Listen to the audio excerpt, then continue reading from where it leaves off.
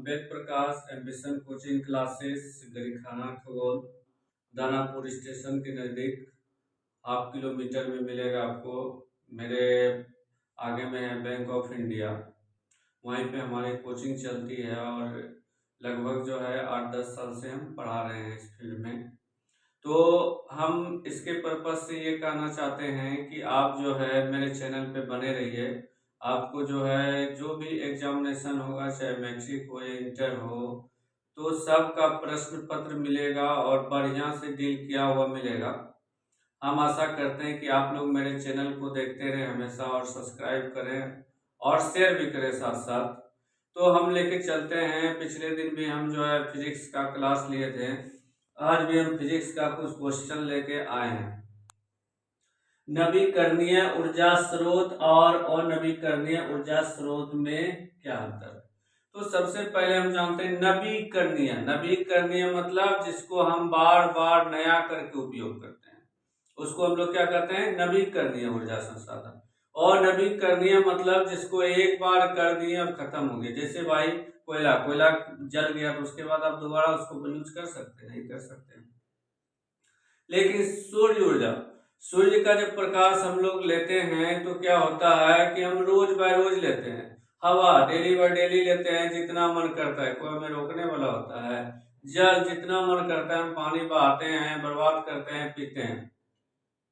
तो अगर ये आपके ध्यान में आ जाएगा कि जो ऊर्जा स्रोत हम बार बार उपयोग करते हैं उसे हम लोग नवीकरणीय ऊर्जा स्रोत कहते हैं, और जिसका उपयोग हम एक बार कर दिए और वो खत्म हो जाता है उसको हम लोग क्या कहते हैं? अनवीकरणीय ऊर्जा स्रोत कहते हैं।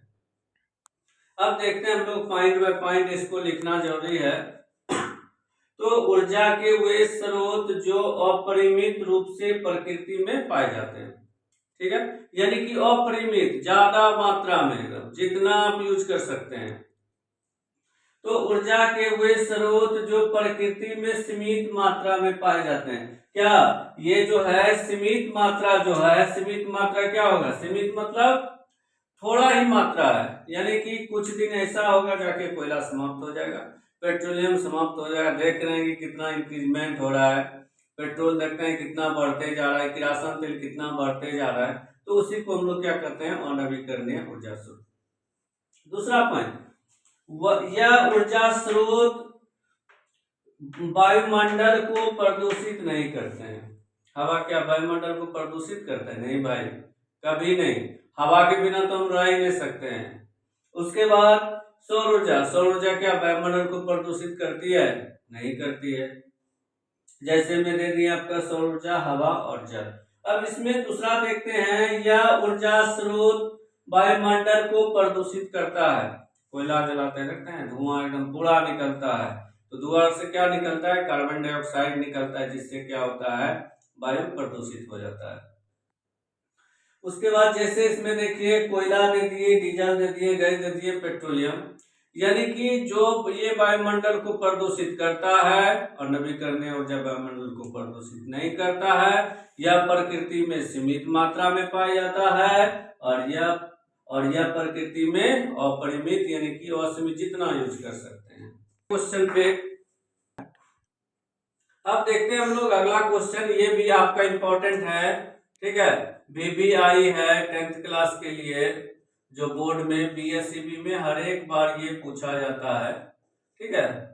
तो इसको देखते हैं क्वेश्चंस को। प्लास्टर ऑफ पेरिस के निर्माण की विधि एवं उपयोग। प्लास्टर ऑफ पेरिस आप देखे होंगे, जो प्लास्टर करता है ड्यूटी डॉक्टर, तो प्लास्टर ऑफ पेरिस देखते होंगे, या मकान सब में जिप्सम बोर्ड लगाया जाता है, ऊपर में देखे होंगे, मॉल सब में जब जाते होंगे देखे होंगे, ऊपर में पूरा सीलिंग किया हुआ रहता है।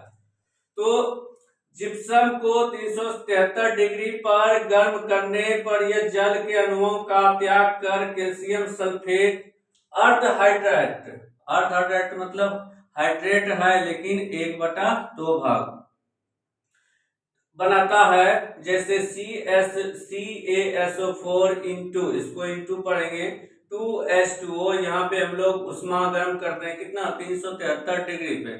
तो क्या बनता है? CaSO4 into 1/2 H2O plus 3/2 H2O। अब उपयोग क्या करते हैं, उपयोग तो हम पहले बता दिए कि डॉक्टर टूटी हड्डियों को सही जगह पर स्थिर रखने के लिए करता है इसका। यानी जो प्लास्टर करता है, तो जैसे प्लास्टर करता है तो देखिएगा कुछ समय तक कहता है रेस्ट करने के लिए। जैसे हाथ में किसी व्यक्ति का प्लास्टर किया, देखिएगा ऐसे करके पूरा कर दिया जाता है ताकि वो स्थिर रहे, वो हिलेगा नहीं। तो जैसे ही नहीं हिलेगा तो हड्डी अपने आप क्या होता है, वहां पे फिर मांस आ जाता है, फिर अपने आप ऑटोमेटिक क्या होता है, जुड़ जाता है। इसका उपयोग खिलौना बनाने में किया जाता है। खिलौना बनाने में भी खिलौना भी बनता है प्लास्टर ऑफ पेरिस का। फिर से एक बार देखेंगे इसको। जिप्सम को 373 डिग्री, यही तो याद रखना है, 373 डिग्री पर गर्म करने पर यह जल के अणुओं का त्याग कर कैल्शियम सल्फेट अर्ध हाइड्रेट बनाता है। और ये फॉर्मूला याद रखेंगे। अगर अगर ये भूल भी जाते हैं, अगर फॉर्मूला याद रखेंगे तो 100%, अगर 2 नंबर का क्वेश्चन है तो आपको 2 नंबर मिलेगा। मेरा चैनल पे बने रहिएगा, सब्सक्राइब करते रहिएगा और शेयर करते रहिएगा।